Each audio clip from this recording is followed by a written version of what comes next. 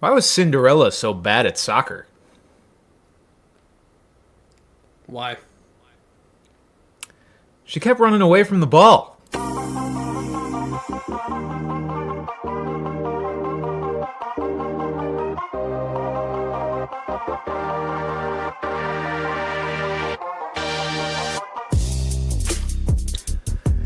Ladies and gentlemen, welcome back to Brand Coverage. I'm Brandon Carney alongside Pat Gustafson for your pre-week 1 edition of the podcast. Folks, football is back, and not just NFL, also college football. That's why I'm repping the North Carolina Tar Heel shirt for my boy Bill Belichick that got his ass railed last night by TCU. I thought old Bill was back when that game first started. I was like, oh damn, UNC just marched down the field. They're gonna cook TCU, and then TCU made them bend over and bite the pillow there. So it wasn't great. But we've got plenty of stuff for you guys today. We've got just everything you need to know for week 1, all the latest news, all the latest notes. We've got some unofficial depth chart info, and then we've got some predictions for this upcoming season, both NFL and fantasy related. Some fantasy awards we will be handing out, or predicting, I guess. Not really handing out because you don't hand out award picks. That would be kind of cheesy. But we've got a lot going on. First and foremost, though, Pat, we have our fantasy teams officially. The ones that we will be busting a nut over or crashing out over all season, the ones that we truly, or both, possibly both, within minutes of each other. I mean, fantasy's a roller coaster, but these are the teams, for those of you following us, that, we really, really care about. I know Pat and I both have probably, I don't know, how many fantasy teams you got? Like fucking 10? 9? Yeah, I think I also have exactly 9. But at the end of the day, these are the only ones that really control our mental health on Sundays, I would say. This is the only league that I think about during the week. Like, the other leagues, I'll just, check and set my lineup and make claims and stuff. But I am not... This is the league that I am actively thinking about. Right. We'll set the lineups. We'll do what we got to do. But this is the league that, really matters. We also got this fire... Pat has one, too, just not wearing it right now. But we've got the league custom hat here that our wonderful commissioner, Andy, bestowed upon us at our draft weekend. It's not all just the same hat. It also has our name inscribed somewhere on the side. I don't know what side it's on. But it has our last name on it, so super fire. But yeah, Pat, we'll just start off here. I mean, how do you feel about your draft? How do you feel about how everything went on that wonderful, that fateful Saturday night? Well, for those of you that know me and have listened to this podcast, you would know that I have gone 0 RB the last 2 years, quite comedically to some extent. And actually, both of those teams were 8-5. So it's worked out with some success. Good teams. I took 3 running backs in the first 4 rounds. And I think the main reason that happened was because Devon Achane fell all the way to 22. Which, I understand. Good. We'll talk about him in a few minutes. Good news is it seems like he's going to play week 1, but there's still the fear that, like quads or calves in particular are scary injuries, for re-injury. So, but I had no fear. And I took him. So actually this year, instead of my running backs being poopy, my wide receivers are going to be poopy with Garrett Wilson, who I don't, have talked about all summer how I'm worried about him, and Jerry Jeudy, the Browns, and Devontae Smith, who is not the wide receiver 1, and Campbell's soup for brains, Chris Olave is my wide receiver core. But besides that, I was very, very satisfied. The entire time I wasn't sitting there mad about anything, but I was very satisfied with how things went, and I guess we'll see. Got to play the matchups right with these mid-ass receivers.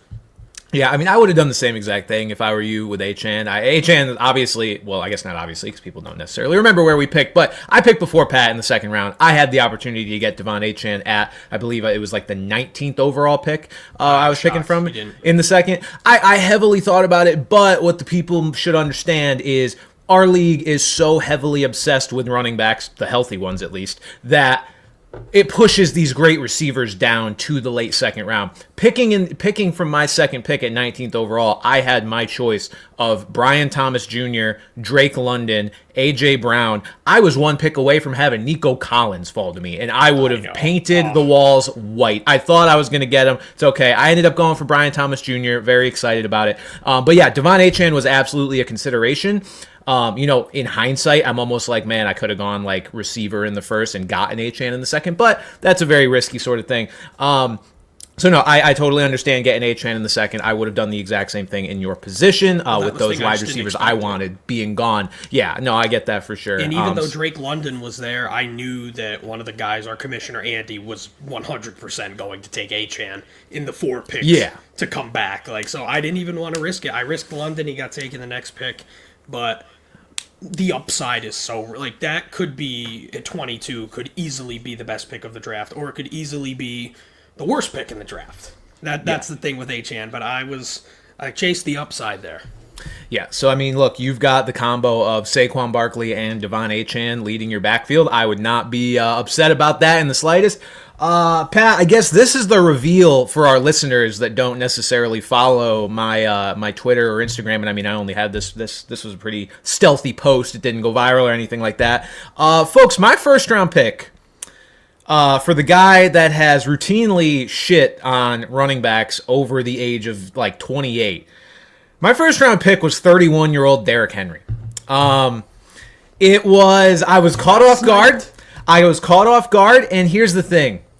For the bit, I'll explain this. Years ago, I was set from, I think, pick 5 overall. I was set on drafting Melvin Gordon, running back of the Chargers. Melvin Gordon at the time, I think, Pat, was ranked 11th, 12th, somewhere around there. And at the time, we're in our infancy of playing fantasy. People are sticking to the rankings pretty good, at least with the early picks, right? So I'm making it pretty well known. I want Melvin Gordon at 5, thinking nobody's going to take the 12th overall player at 4. Our buddy Connor, and I want to say his first year in the league, because this was a long time ago, and he wasn't an inaugural member. Our buddy Connor took Melvin Gordon, 4th overall. Our buddy Connor, once again, picking one pick before me this weekend, took Ashton Genty, 5th overall. The man that I was dead set on taking at 6. The difference is this year, and why I do kind of feel like it's a coincidence. One, Connor is known for making pretty bold picks. He took Travis Etienne in the first round last year. That didn't work out, but he's got this on his resume. And 2, I didn't make it glaringly obvious that I wanted Ashton Genty. I didn't tell anybody all weekend that that's who I was planning to take. I didn't even really make it known on this pod that I was planning to take him. I made it known that I liked him, but I never outright said. But I knew. I talk to you fucking every week. But I never made it very clear, blatantly, hey, I'm taking Ashton Genty, number 6. But when I saw that man go up there and take that Genty sticker off the sheet and put it up there. I was right next to the board, and I just started laughing my ass off when I saw him peel the sticker. And here's the thing. I had never really ruminated over the situation that I ended up in, which was, I had always planned, okay, if Ashton Genty's not there, I had always assumed Jahmyr Gibbs would fall to me. There would be some other player taken at 4 or 5 that would push one of those guys at least. I was like, okay, I'm going to get one of those guys for sure. I had not really planned for the idea of neither of them being there, and the fact that I was so dead set on taking a running back in the first. I could have taken CeeDee Lamb, sure. I'm sure a lot of our listeners are why didn't you just do that? Justin Jefferson going, 9th in our league? I think 10th. I think 10th. Yeah, it's our league, and it's you can... sometimes, Pat, you've gone 0 RB and it's worked out, but in a lot of ways, it's with how much our league values running backs, you kind of either get on board or get left behind in a way. And look, it gets to a point where, yes, I would just give in and take a receiver if there were truly no backs available that I wanted. But I was pretty set on running back, largely because I just like the receivers so much in rounds 5 through 7 that I was I want to get the elite back while I can here, and then worry about receiver later. Henry was a guy I had kind of settled on as a break glass in case of emergency player in the days leading up to the draft, and I'll tell you guys why. I just look at his situation with what an elite, the level of elite player, elite talent that he is in the offensive environment that he's in with the Baltimore Ravens. And I just wanted a piece of it. it's one of those situations that you can only have a piece of that for such a limited time. An offense that has the quarterback as such an elite rushing threat that opens things up so much for a guy like Derrick Henry, to where, like, no matter how great Derrick Henry is, the defense is never going to be able to lock in purely on him. I knew he was going to score a bunch of touchdowns, and he's the exception. Like, I think some of our viewers may have caught on that, like, I have been talking about him as the exception, the last few weeks now, of where I may not like old backs, but when you're built like Derrick Henry, like, there have been plenty of elite backs in the past that have put together really nice age 31, even 32 seasons. The Ravens extended him this offseason, made him one of the highest paid backs in the league after his first year there. I'm sure they plan to, use him as much as they did last year. Maybe scale it back a little bit, who knows? But still, there will be plenty of fantasy goodness there while the Ravens attempt to win a Super Bowl. That was another thing for me. It's like, this team's not going to get complacent. They have every incentive to use their best players while they attempt to reach this mountaintop. It's not like, oh, we have the luxury of dicking around with all this stuff, like we can do anything and turn it to magic. Like, no, the Ravens are trying to get to that mountaintop. Derrick Henry's going to be a big part of it, so I'm very excited about it, even though it was, threw me off quite a bit, and I'm sure he's going to have a lot less touches than a guy like Ashton Genty will, but the hope is that it's just on such a productive offense that, it ends up evening itself out a little bit. I still would predict Ashton Genty to finish higher in fantasy than Derrick Henry. That's why I was planning to take Ashton Genty over Derrick Henry to begin with, but can't have it all. Some things are out of your control. That one was out of my control. The team overall, I ended up with one Brand's boy, Drake May, and then rounded out the rest of the starting lineup: Derrick Henry, Travion Henderson, Brian Thomas Jr., Tet McMillan. The boy makes his return, Sam Laporta, and George Pickens, defense and kicker. Who the fuck cares? I think my favorite pick, other than the obvious candidates, Pat, and I was right next to you when I decided I was going to make this pick, Sam Laporta. He was a guy that he fell 15 to 20 spots past ADP. Yeah. TJ Hawkinson went before him. TJ Hawkinson went before him. Tyler Warren, I think. Tyler Warren did, yes, because I was going to take Tyler Warren. But Sam Laporta, a guy, we talk about the show on the show endlessly about you want to be able to be a top 2 target on your team. It's good. That's a hard thing for Sam Laporta to be able to do with J-Mo and Amon-Ra St. Brown there. But that offense, I think, is going to have to throw enough. And looking at what Sam Laporta did in the second half of last year, he was banged up in the first half of the year. Looking at how he finished from week about 10 to 18, there was some really nice production there. And his targets, I believe he actually only had so Sam Laporta missed week 11, I believe. From week 12 to 18, I added it up. Sam Laporta had only 6 less targets than Jameson Williams that portion of the season. It was 52 to 46. So, he's going to be close to being a top 2 target on his team. And I love the talent so much. And I love the idea of, if I'm going to miss out on the upside swing of Tyler Warren, I love the security that I think a guy like Sam Laporta is going to provide me. Am I expecting a couple of 4-point weeks? Absolutely. That's what happens at most with most tight ends that aren't, top guys. But I also know this is a guy that's going to give me some spike weeks, and I'm excited about just not having to scour the waiver wire for a tight end. So he just kind of feels like a nice little glue that kind of holds my starting lineup together, just makes me happy when I look at it. So that was kind of my favorite pick there. And I did run it back with my boy George Kittle in the 3rd round. 3rd tight end off the board. I've said it on the pod. I think I would have taken him first. And Bowers went very early. I think 15th. Yeah, I believe so. Very to our new league member, Dave. Welcome, Dave, to the league. our friend redacted. Beep. He had to retire the day before the draft. We had a retirement drop out of the league the day before the draft. It shook us to our core. And it's funny that Brand brings up Brand's boys, because I did get one Pat's pal, much to the, I don't even know the word to describe. Not even the chagrin. ire, the chagrin. This guy was pissed. Yeah. And Gary was unhappy. It was Tucker Kraft. I also did take Tucker Kraft. And the way I saw it was, one, I love Tucker Kraft. I've said it time and time again. I'm one James Conner away from having absolute dog shit in my flex. And in that point, I looked at the players available and I said, who's the player I like the best there? And it was Tucker Kraft.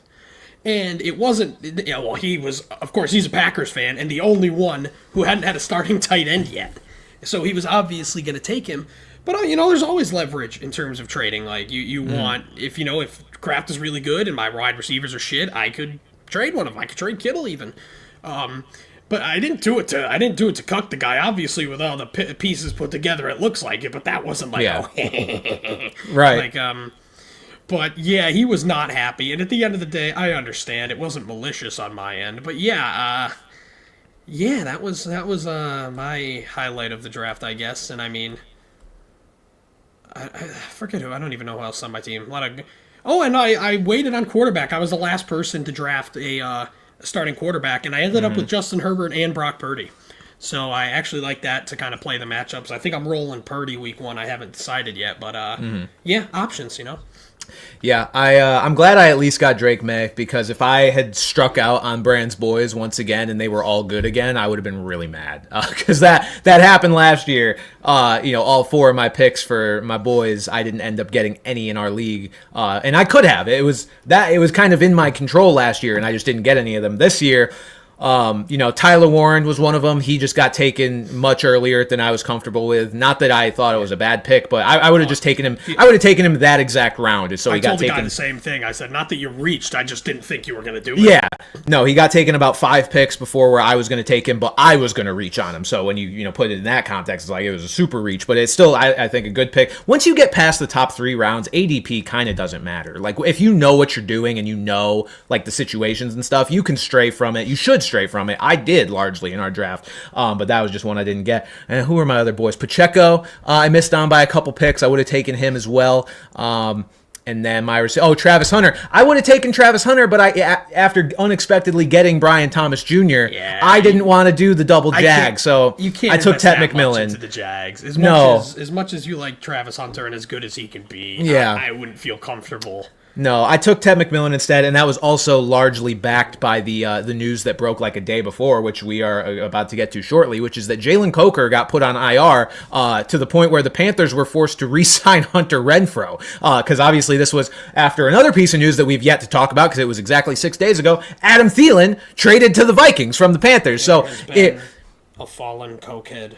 Jalen Coker with a severe quad injury. Yes, so it kind of left Ted McMillan with seemingly every target in this offense.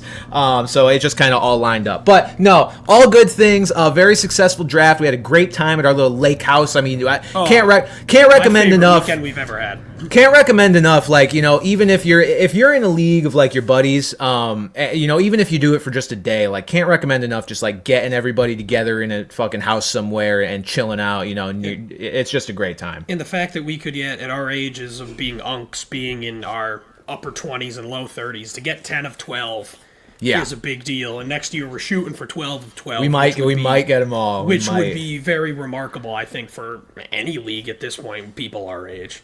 We might get them all. But folks, that's enough of us yapping about our league. Let's get into the news of the day. Good evening. I'm Ron Burgundy, and this is what's happening in your world tonight. So, a less fantasy... What's up, Pat? What you got to say? What the fuck? Yeah, just say that. Now you go fair. Yes, appropriate. Slightly less fantasy relevant, but not totally irrelevant move.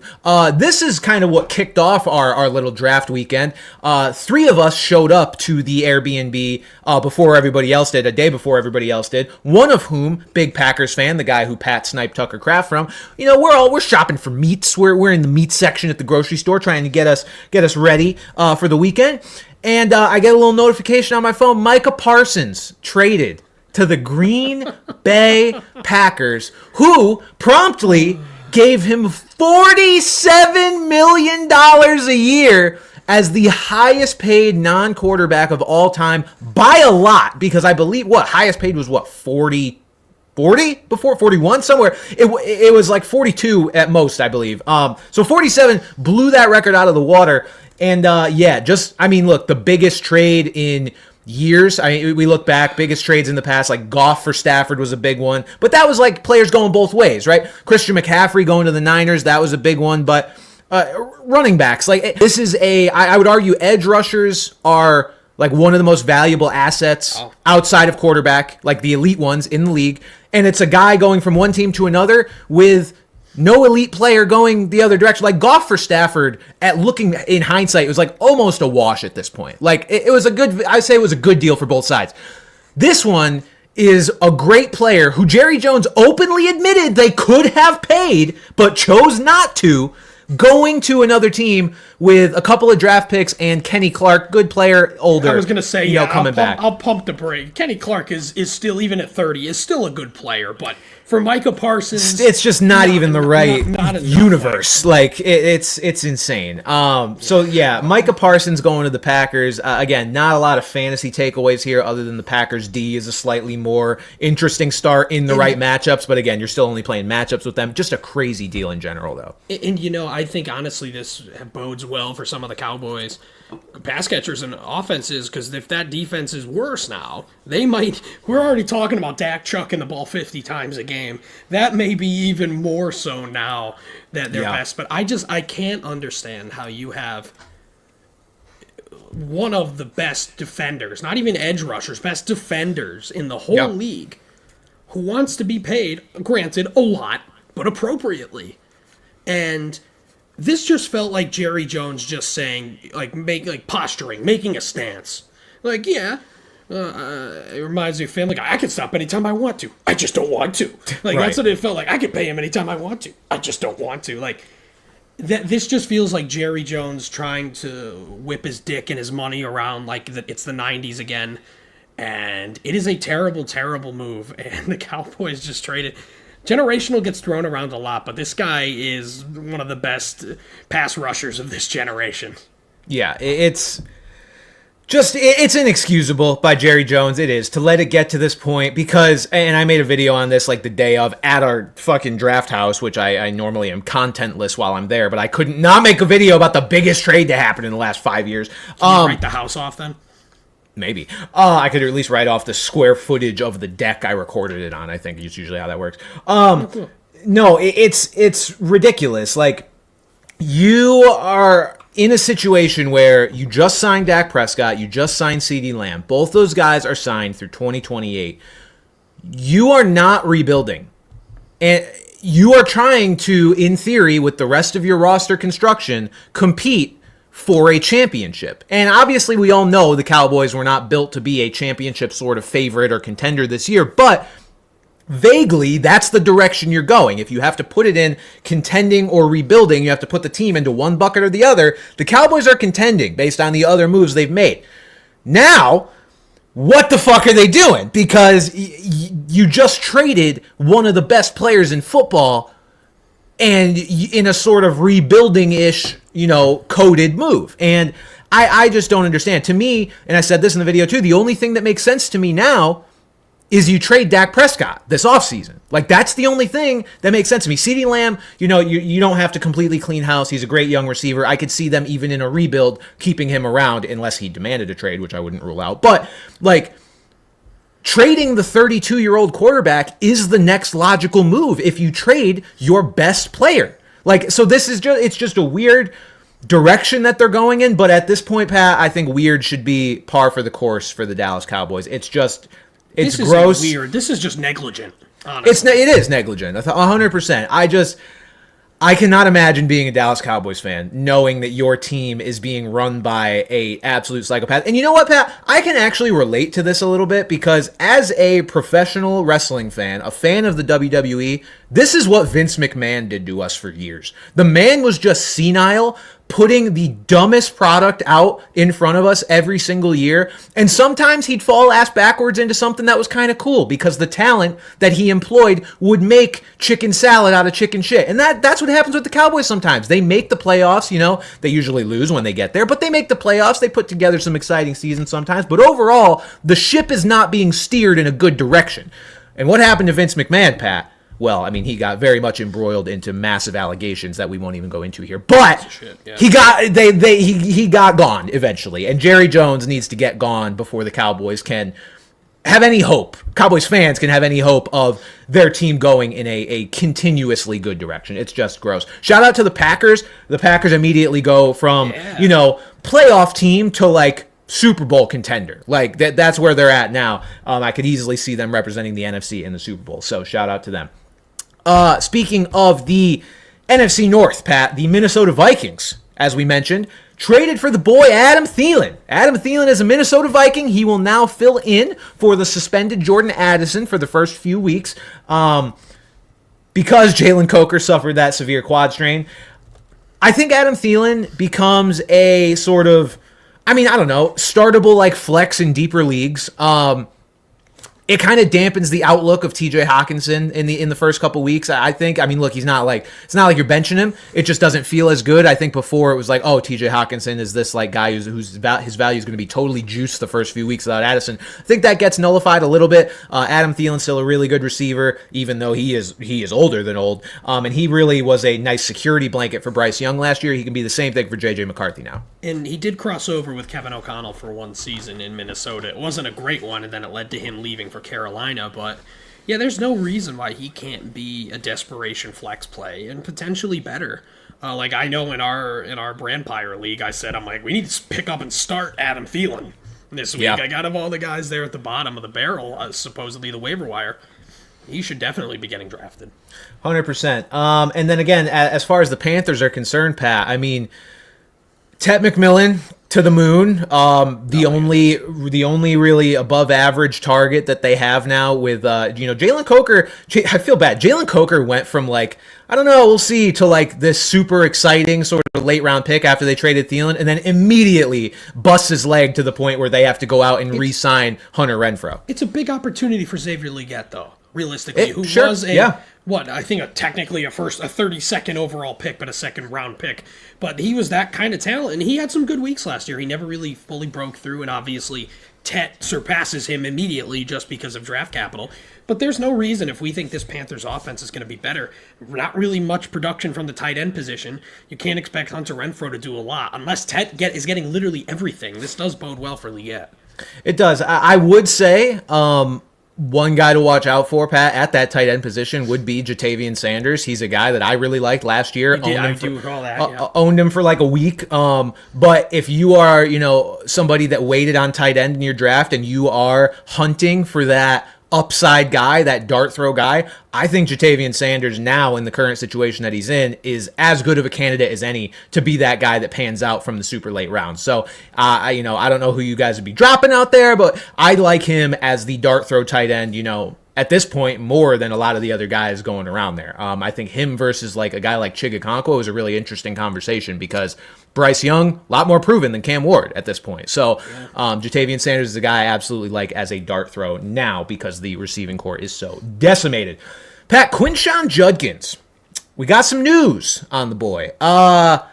Interesting. Mary Kay Cabot, the Browns reporter, is saying that he could rejoin the team as soon as this week. And she says possibly be involved on Sunday. I don't know how that's possible. He doesn't have a contract yet. Well, that's the thing. We've seen guys come off the street before. You've got to think, obviously, Judkins is staying in shape. Right. He's got no reason physically to not. And he's also probably been, this time, anticipating being signed by the Browns. So he probably does have some familiarity with the system. I think him being involved this week is overzealous, but him being on the active roster is definitely something that makes sense, and he could be involved. Again, it's Jerome Ford and late round Dylan Sampson. Mm-hmm. There's not much getting in his way. I mean, again, he was picked before Travion Henderson, which was kind of a big surprise. They really went all in on this kid, and again, as long as he's in good shape and can play out there, he easily surpasses his competition. Yeah, now it's an odd situation of what to do from a fantasy perspective because despite this report, Pat, I can't imagine Judkins escapes some level of punishment from the league, whether that's, an immediate suspension or just getting put on the commissioner's exempt list. I believe all of that gets held up just because he hasn't signed the contract. Put it this way, I don't see a scenario where he is able to start for your fantasy team consistently before week 7. I don't see a world where that's the case. So I am not, despite this news, running out to get Quinshon Judkins on my roster. If you're in a deeper league, yeah, 100%. But anything 10-teamers, certainly not. 12-teamers, if you drafted a guy that you just has absolutely no upside on your bench, yeah, maybe dump him for Judkins, see what happens. But, just not something I'm super overreacting to. Also, Mary Kay Cabot reported this. She is also, slipping a little bit with her Browns coverage because she also reported a day before Kenny Pickett got traded that Kenny Pickett would absolutely not get traded. So maybe she's capping. Maybe she's just trying to, stir some stuff up here. I don't know what's going on. Gabe Davis signed with the Bills. Ew. So yeah, that's the update on Gabe Davis. That's fucking gross. So yeah, I don't really have much else to say there. Just wanted to let you guys know that my arch nemesis, Gabe Davis, is back on his Buffalo Bills.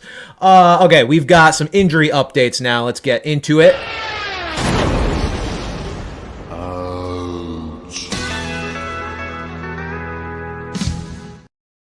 So, we've got some players that are officially out for the start of the season. Of course, already mentioned Jalen Coker. We've got Joe Mixon and Brandon Ayuk. Their respective teams will be without them for the first 4 weeks. No surprises here. Devon Achane expected to practice and play this week. Pat, I'm sure you're very excited as an Achane drafter. That news came in the day after, I think? Well, I checked the day before, and that was when the GM said that they were hoping, they were expecting it. There wasn't anything like he'll practice Monday, but that gave me enough optimism. Now what McDaniel said, barring a setback. Mm-hmm. So that means, well, and the fact that they have I think, maybe if Jalen Wright or say Alexander Madison was around, they may have spelled him a little more. Like, do they trust Ollie Gordon quite enough to spell him a significant amount? I do think they'll kind of try and, not overwork him, but he should be getting most of those on that team and that offense. You also almost just got the first appearance of my father on the podcast, as he needed to know my Gmail password for our NFL Sunday ticket. We almost got Papa Gustafson debut and also email doxing. That would have been very funny. Yeah. No, yeah, Devon Achane, wheels up, ready to go for week one. And yeah, Pat, I think one of the things I'm most interested in seeing week one is Ollie Gordon's involvement with Jalen Wright doubtful. Certainly he'll get a couple touches. They're not going to run Achane into the ground, but I'm curious where he gets them. Is he going to be their goal line guy? Is he going to be their, I don't know, I would assume not third down guy, because Achane sure is good at catching them passes, but just where are they going to be sprinkling him in? Because that will tell us a lot about his potential value this season. Again, people forget it was only 2 years ago that this offense supported two incredible running backs for fantasy, and it could happen again. It wasn't even like they were both relevant. They were both bordering on elite that year. They were both incredible. Yeah, and then last year, it just, the offensive line was horrific, but there is some hope that the offensive line died, and Raheem Mostert stinks, and, Yeah, there's some hope that line can perform a little better this year. Tyreek Hill practiced Monday. Seems like he's going to be good to go. Of course, if you drafted him, you are starting him. All I would say to that is you are a braver man than I, because I am not doing that. Yeah, I mean, I don't think this was really a big worry, especially compared to Achane, with the way it was just that he was missing some practice. And again, it's Tyreek Hill. I've avoided him like the plague in all of my drafts. I have not taken him at any value. So again, that's a cross your fingers and see what happens. Yeah, does not feel like a great. It doesn't feel like a good vibes sort of player to own. He certainly may work out, but just if he's going to work out, he's going to work out for somebody else, not me. Darnell Mooney returned to practice. One of my favorite late round guys. I drafted a lot of Darnell Mooney. I think I've got at least 3 or 4 teams with Darnell Mooney on it. Yeah, I wanted to get him in our league this weekend. Just didn't end up falling that way. But Darnell Mooney's a guy that, again, I think a lot of people forget, Pat, just how good he was last year, because so much of the Falcons' rhetoric was, oh my God, Kirk Cousins is terrible. What is happening? Why are they so bad? And then, Bijan Robinson's great. Drake London's great. Darnell Mooney was outpacing Drake London for a lot of last season. He is a very, very good receiver and can be very, very good with a gunslinger like Michael Penix. Well, yeah, and we know that Zach Robinson wants to involve him, and as you know, unless you think Kyle Pitts is really going to be something, there's not much target competition. Like, he is clearly the number 2 target on what should be a good offense. I mean, again, we'll see what Michael Penix can do in in a full-time role, but this should be a good offense, and Darnell Mooney being out there is big. I think I took him in our week 1 guillotine draft as well. Mm-hmm. So that's how confident I am in him playing. So Captain Najee Harris is ramping up to play Friday against the Kansas City Chiefs.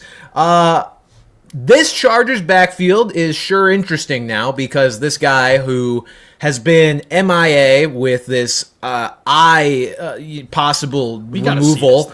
I want to see the eye, Najee. Show me the eye. It sounds like he's going to suit up. I have no idea how much he's going to play. They're going to be playing a good defense with the Chiefs. I don't think I mean, I don't feel great about starting. I certainly don't feel great about starting Najee Harris, but I don't think I feel great about starting Omarion Hampton either. Not that you have a choice. If you have him, you probably drafted him in the fourth, possibly even third round in your league. Yeah, I mean, I don't know. My expectations right now, Pat, are just, Hampton takes the bulk here. Najee gets a decent amount while he kind of works back in, but who knows? Like, Najee's a seasoned vet, right? And I mean, we know he's at least been like, in theory, studying the playbook this entire time, if he can see and not see. Damn it. Yeah. So you'd think he's like ready to a degree. I don't think anybody really thought he would be out there week one. That was not how this was trending the last month or two. Yeah, not at all. And again, it just so happened that like I have zero stock in Omarion Hampton. Just it's the way it's fallen. I just haven't been able to pick him, and I'm okay with it right now, just because I don't know. Like, Jim Harbaugh and Greg Roman are above shenanigans. Najee will obviously be involved, but the question just becomes, does it really take a significant chunk out of Hampton stock here? And I'm not ready to say that yes, that's going to happen, but I'm very uneasy. I just think there's no way to really predict it. Like, you are really betting on just a complete wild card of a situation. Like, you've got a rookie running back about to play his first NFL game, and then this veteran that you gave like a not crazy amount of money, but not an insignificant amount of money to. Like, it could go literally any direction, and it wouldn't surprise me. Outside of Najee getting 30 touches and Hampton getting 0. It's the only outcome that would surprise me. Let's just put it this way, that like they signed Najee to a contract that where if they didn't draft Hampton, he would have been like being drafted as a top 15 running back. I think. Yeah. We were very excited about Najee when it first happened. Like, he while he isn't quite efficient and is kind of a Big Ben dump-off merchant his rookie year, like, he's very capable. And I had something else to say about him. And now, the other thing is that because of this, like you said, it wasn't expected to be ready. We didn't know. Hampton's ADP shot up. Like, he was going in the second round. A lot of the leagues I saw at the 2-3 turn. So that's tough. That's tough because, when Najee was around at the beginning and he was going more so round 4 or 5, that's like, okay, like that's kind of in the dead zone, and, he's got a reason to be in the dead zone. He was not drafted as a dead zone running back. No. I bet you he's a lot of teams' RB1s, and that is, I'd be at least a little worried. Hampton's a guy, Pat, that like I also have no stock in, and as time has gone on, I've realized that's not a coincidence. I don't think I like Omarion Hampton this year. And I think, this has certainly been, that take has certainly been cemented by this Najee Harris news now, but I'm just at a point where it's like, this is a guy who was drafted in, the later portion of the first round.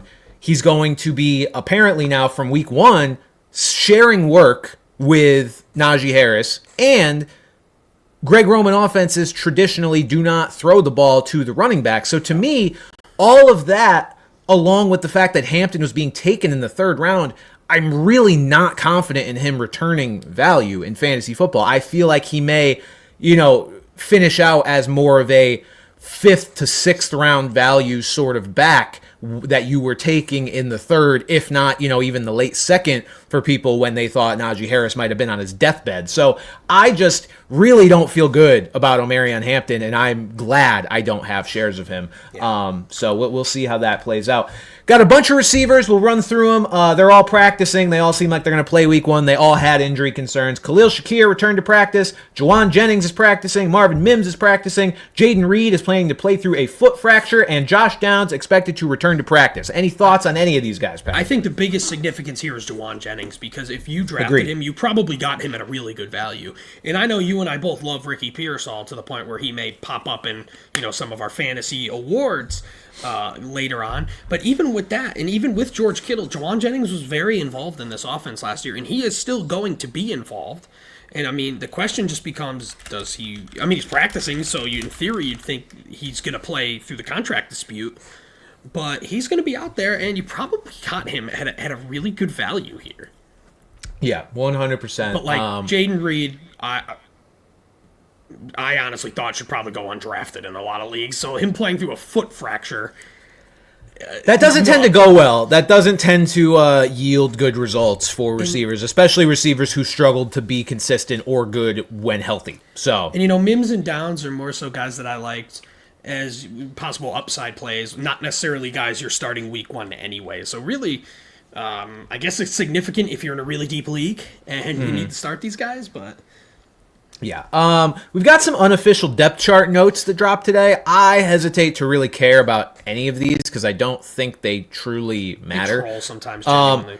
Yeah, I mean, look, they're unofficial for a reason. I feel like every year we get these and the actual workloads week 1 don't reflect it, but wanted to mention it just, I'll let the people make their own judgments. Ja'Cory Groskey-Merritt, good old Bill Merritt, was listed as the Commanders' RB4 on their unofficial depth chart. RB4. Now, Pat, let me tell you what I'm interested in as far as this unofficial depth chart.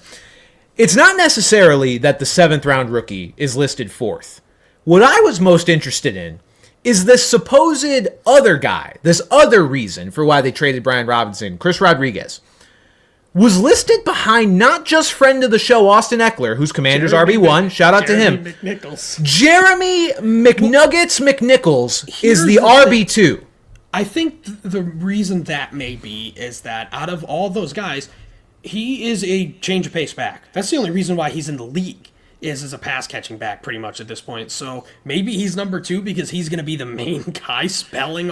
Like, he may be on the field more than the other two. He's not going to really be spelling that's the surprise. A whole lot. Yeah, that's where I think the surprise is, though, because all this buzz about Chris Rodriguez, he looks so much better this year, blah, blah, blah. And then, look, dicking around with rookies on an unofficial depth chart is, that's tradition. To do it with veterans, that tells me they're not dicking around. That tells me Jeremy McNichols is above Chris Rodriguez. It's just weird. That's the thing. At the end of the day, though, I kind of said it last week and before that Austin Eckler is the guy you want here, not just because he's a 2-time friend of the show, because he's RB1, baby. Let's go. A few years removed from being elite, and obviously he's not going to be near that, but he had a good year last year and, had some concussion issues, but when he was out there, he played well, and that was with Brian Robinson. There's nobody to the caliber of Brian Robinson here. I think Eckler is really the only guy that is going to have a really sturdy role in the first portion of the season. We'll see all these other guys. Maybe someone will emerge. Maybe Bill will finally emerge, but he's going to be out there a lot, and once again, a good offense in theory. Mm-hmm. The only thing I think this changes as far as Bill Merritt, because I think there's absolutely, still a chance that he ends up being the Commanders' early down back, getting the most touches out of the backfield, all that.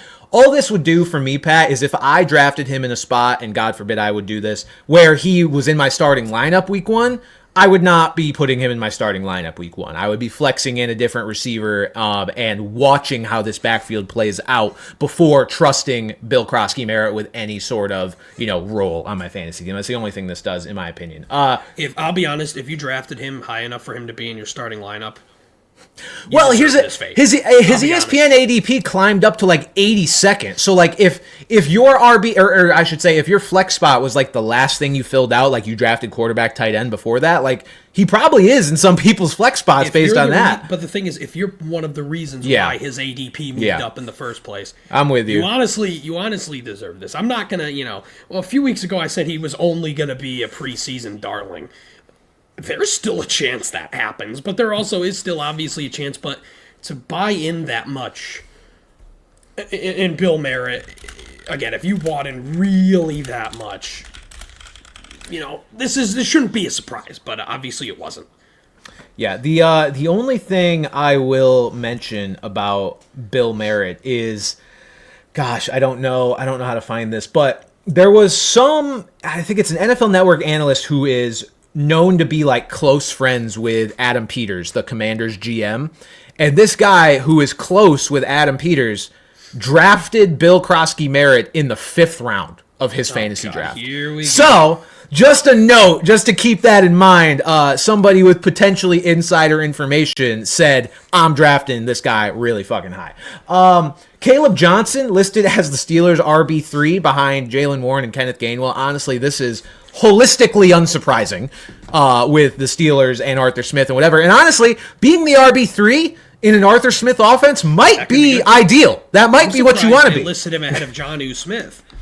Me too. I'm again, surprised they listed him ahead of Cordero Patterson, who's not on the team. Yeah. Again, I stand by the fact that, I loved Jaylen Warren as an early thing because, again, you got to win every game. I say it week after week.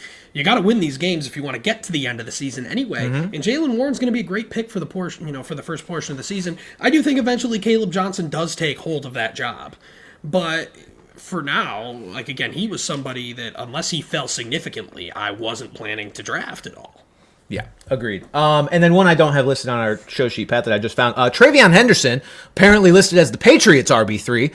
That would be problematic for me if that came to fruition, considering I drafted him in the 3rd round. But again, not necessarily caring all that much about rookies being really low on depth charts. That's kind of just how this goes. Give the veterans the courtesy, maybe. Right. Now, however, in the opposite direction, Pat, when rookies are higher on the depth chart than you might have expected, that is notable because that means there's a reason for it. There's no sort of hazing going on. There's no sort of earn your spotting going on. And again, every team's going to handle this differently. So a couple spots where that was the case. Elik Iomanor, Iomanor, God, I really got to learn how to pronounce this guy's name. Yeah, I've never heard it said. I've heard it Iomanor and Iomanor, and I've also heard Elik. It's probably Iomanor, I would guess. I assume it's Elik. I doubt it's Elik, but who knows. Titans rookie receiver, listed as a starter alongside Calvin Ridley and Tyler Lockett, listed above Van Jefferson. Interesting. You know what was funny? Because he was one of the guys when I was reading these preseason recaps about how involved he was. And, again, Tyler Lockett is getting up there in age. He's still Tyler Lockett. He's basically dead. And Van Jefferson is in the position he is in his career because he's just not that good at football. Right. It's everywhere he's been, it's like, oh, this is where he's going to get the role, and it just hasn't happened. I think Justin Jefferson has extended Van Jefferson's career by at least 3 years just because of name. Think it's him when they're just because I think practice squad. I think you look at the Jefferson last name and you have some more goodwill toward it than once was existing. So, but yeah, I was kind of going to say, in talking about really long shot desperation plays this week. I'll say Iomanor. Aoma. I don't know how to pronounce his name. I think he could be he may be more involved than we think. I'm gonna look up the pronunciation right now. Iomanor. That's my guess. Oh God. So first of all, this says Elik. Yeah, Elik Iomanor. So I was just totally wrong in every sense of the name. Yeah, you couldn't. Elik Iomanor. And the thing is I think we may need to know how to pronounce this guy's name. There's a chance he's involved here. Wait, I hear him say his own name. Elik Iomanor. Okay, got it. Maybe. Jackson Dart listed as the Giants QB2, Pat. This is notable. Could have been Jameis Winston. It's not. It's Jackson Dart. That means he is next up. We're going to see him. I agree. We're going to see him, and I actually think he's going to play pretty well. He did well enough in the preseason to get kind of put in this position here. And not to say that Russell Wilson is going to be awful. We know what to expect out of Russ, but I still don't expect the Giants to be very good. And with Daboll and Joe Shane in desperation mode, they may say fuck it and then try to say hey, let us keep building this guy up. It might be their last ditch effort to keep their fucking jobs. But no, I think we'll see Jackson Dart. And again, he would be at least the streaming option if that does happen. I agree, and I think ultimately he'll probably be a real, I'd say, upgrade for Malik Neighbors. I mean, I think, look, Russell Wilson's already an upgrade from whatever the fuck Neighbors was having to deal with last year. But hey, yo, whoa, vowel sounds. Yeah, I think ultimately Jackson Dart could be, not to put all that pressure on him, but I think if it's possible to unlock a true elite ceiling for Malik Neighbors, it's going to be an up-and-comer like Jackson Dart versus whatever is left of Russell Wilson. Travis Hunter listed as a starting wide receiver and backup corner. This just aligns with every depth chart the Jags have put out all preseason. It's no surprise. I think it just kind of counters some of the panic that people were having because there was a quote that came out recently of Liam Cohen saying they're still evaluating how they're going to use Hunter. Guys, if you have Travis Hunter, start him. If you're a 10-teamer, maybe not. If you're in a 12-teamer, start Travis Hunter. He's going to be good. He's going to be fine. Just stop being a pussy. Start Travis Hunter. Even me, who was kind of a pussy with it, I would still start Travis Hunter this week if given the opportunity. And I mean, if you don't start Travis Hunter, I mean, I hope you hear this in your nightmares. Duval. Yeah, and speaking of that bit, we really knew that one of our league mates didn't listen to the pod when he pronounced it Bishol Tutton. Yes. Well, no, not even how he pronounced. Wait, was that the one who drafted him? No. Oh, okay. Because Andy just didn't know who it was. Exactly. That's what I'm saying. Yeah. We're like, he had no idea. Listen. He had no idea. How dare you not listen to me talk for 90 minutes every single week? You did. You have to listen to me talk for 3 hours on the drive up. So. Oh God. He basically got his own brand coverage twice. Oh dear. Sounds horrible. All right. Let's get into some fantasy award predictions for the season, Pat. Now that we are as close to the start of the season as humanly possible, it's time to stake our claim, say who we think are going to define the fantasy football season this season. Starting with the fantasy football MVP. Pat, who is your fantasy football MVP for the 2025 season? I mean, for me, I think it's the guy who was picked number 1 overall in most drafts, Jamar Chase. I think with a healthy Joe Burrow, the two of them could be an absolutely dangerous duo here in a Bengals offense that is going to be throwing a fuck ton. T. Higgins will get his, but I think Jamar Chase, talent-wise, is the best wide receiver in the game. He's got arguably the best pocket passer of a quarterback in the game, and I think this just adds up for him just being an absolute stud, and he's the guy I would have taken first overall if I had the opportunity. Yeah, it feels like it's been a while since we've had one guy just kind of at the top, of really any position for multiple years straight in fantasy. Like, I saw somebody referencing how in, I think 08 and 09, it was like Andre Johnson in back-to-back year. This feels like it's been different guys every year have this crazy season. I feel like this may be the beginning of the Jamar Chase era of just every other receiver's playing for second place. That's the thing, and obviously it's way jumping the gun, but I think we're probably looking at a guy that could be in the Hall of Fame by the end when it's all said and done here. And you look at him compared to guys like CeeDee Lamb, it's like, we saw what happened when Dak got hurt last year. He was no longer elite. Justin Jefferson, we don't know what to expect out of J.J. McCarthy. This Jamar, there's not those reservations, really. Because, even if Burrow gets hurt, Jake Browning is at least proven capable, and Chase's talent in a Zach Taylor offense should be enough to kind of be QB-proof. Yeah, so I agree. Look, he's as safe of a bet as it gets.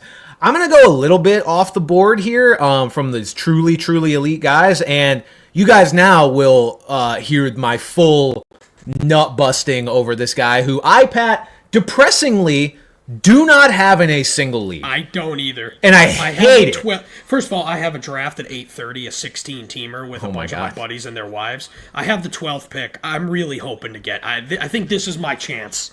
This is my chance. I'll keep you guys updated. I did do a league with Lexi, my fiance's family, and she took she took Ashton Genty, and I'm like, do I trade her for him? I'm like, dude, is everyone going to get mad if I do that? I'll make it a good deal. No, it's Ashton Genty. He is my fantasy MVP for this season. I know it may sound crazy, rookie running back, MVP, whatever.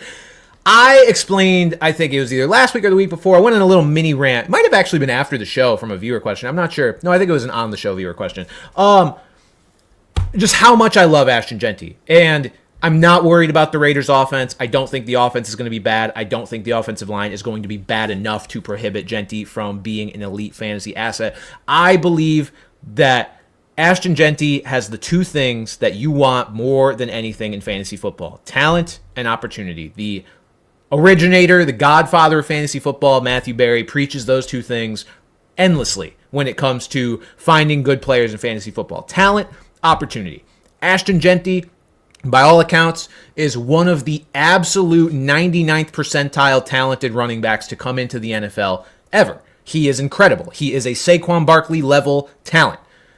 Opportunity-wise, the Raiders do not have anybody else in the backfield. Yes, you will see Raheem Mostert exist on a few snaps. You will see Sincere McCoy. Maybe. You will see Raheem Mostert, giving Genty breathers here and there. But this is Genty's backfield. They spent the 5th overall pick on him. He is an incredible talent. This offense is going to be in scoring positions, often enough. I just think you're looking at a backpat who very well could see 400 or so touches. I think all the things that people are worried about are all so easily, counterable in terms of argument with him. Like, even people are overlooking how involved I think he's going to be in the pass game. Do I think he's going to be this like featured, Devon Achane-esque sort of guy in the pass game? No, but are they going to use him? Yeah, they're not. They don't have a pass catching specialist that they're going to bring in, and they don't have an overwhelming amount of even wide receivers. Right? I mean, they got Bowers, and then it's like Jacoby Myers with like Dante Thornton, but yeah, there's room. There's room for involved here. Yeah, I just think this is a great player who's going to get as much work as he can handle, and people are also going to, once he starts, putting up these performances consistently, like being very enamored with the fact that they got him in the late first, if not early second round, depending when you drafted. So Ashton Genty is my fantasy MVP. I think he's going to be an utter demon this year. Pat, who is your bust of the year for 2025? No need to preface it, Tyreek Hill. I mean, Yeah, I've talked I think enough we've about talked it. enough about it, yeah. With the questions about Tua, the questions about Tyreek, the questions about, one, his skill, and two, his just willingness to want to play in Miami. And then again, the too high safety has kind of killed a lot of the production on him. Do they just cave more to that? With Devon Achane being good as he is in the passing game, they may lean more towards the run. I think it's just leading to a point where I think the glory days of Tyreek Hill are just over, and he was a guy that he would have really had to have fallen. He was a guy that you can't say undraftable because almost everybody has a price, but the price would have had to have fallen significantly for me to take him anywhere. I will say he is a reason why, again, Andy's getting a lot of pub on this show. Andy, with the first overall pick, took Jamar Chase, and then he went 0 RB, actually. Took 2 more receivers at the following turn, which, in concept, I don't hate. You can do that. But he took Tyreek Hill with one of those picks, and I was just like, man, I did not expect Tyreek to be taken above ADP. Especially as part of a 0 RB build. I just really didn't like that, and it made me not like his team. He also got DeAndre Swift, so I basically want to just burn him at the stake at this point. But the thing is, if Tyreek it does work out, holy fuck.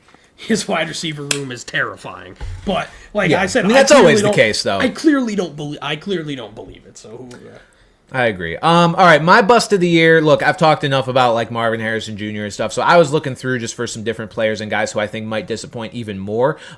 This is a guy who is a little bit further down the board than Marvin Harrison Jr., but is still way too high up in my opinion, and it's DJ Moore of the Chicago Bears. I still like DJ Moore as a player. I think he has a role in the NFL, but if anybody's going to be phased out at least of a consistent, productive role in this Bears offense, to me, it's DJ Moore. Like, you've got Ben Johnson coming in, trying to get this offense on track, rebuild it. He drafts Colston Loveland with the 10th overall pick. He's going to be involved. He's got Rome Odunze, who is a top 10 drafted wide receiver from last season. He's going to be involved. You've got Luther Burden, Pat, who he may take a little bit to acclimate, but he's a guy drafted in the early second round that he's going to be involved and featured sooner rather than later. In our 19-team guillotine league, I might have to start him as my second flex this week. So let's just put that into perspective here. God, yeah, that league is a nightmare. But DJ Moore is just a guy, like, you take all those factors, all those guys who I think you could make a reasonable argument for Ben Johnson to have more of an affinity for and want to prioritize, and then add to the formula that the Bears offense may not be the most efficient, high-scoring thing right off the bat. So, like, you've got an offense that is splitting a lot of pieces of the pie that may not be all that productive, and then you've got this guy who might be the lowest on the totem pole. I just don't understand why DJ Moore is still going, above Ted McMillan, Jamison Williams, Calvin Ridley, George Pickens. I don't agree with that at all. I feel like people are holding on a little too much to what DJ Moore was. DJ Moore, his whole career, Pat, has kind of been like a what if. Like, he's like so close. Like he's a good receiver. He really is, but he's been so close to just breaking out and truly being one of the best. He's just never been that. And I kind of agree. I think he'll be the bust of the year. He'll bust that spectacularly. But yeah, the reservations are for good reason. I just look at a guy like, 49th overall consensus rank. Like, he's your late 4th or early 5th round pick. I think there's a world where he is utterly unstartable and is getting like 5 targets a game. Like, that's just a bad pick. He's going around guys who are such safer bets, like guys who are going to be clearly the wide receiver 2 usually in their offense. And a guy like Calvin Ridley is a wide receiver 1 in his offense. So I don't know. I'm okay with drafting DJ Moore because we don't know how exactly the receiver room is going to break out if you were able to get him about 20 picks later than where he's going. Right now, it's bust of the year territory for me. Breakout player of the year, Pat, who you got? I mentioned Ricky Pearsall. I think it's at the point where there will be George Kittle and Jawan Jennings, but Ricky Pearsall is probably just a lot better than Jawan Jennings. He was a first-round pick for Kyle Shanahan, who is the head coach of the 49ers and not the offensive coordinator of the New England Patriots. They are, in fact, different people, I'm being correct. Told. The best people are telling me that. Reports are conflicting. For him to take someone that early, the man was shot. And not just, like, grazed in the leg. The man was shot, in the chest? Like, yeah. The man came back from that, and obviously he never really did. He had some flashes, but of course he never became fully acclimated to things. He's got an entire offseason now. No Brandon Ayuk till at least week 6. We're looking at a case where Jawan Jennings is playing unhappy and injured at the moment, too.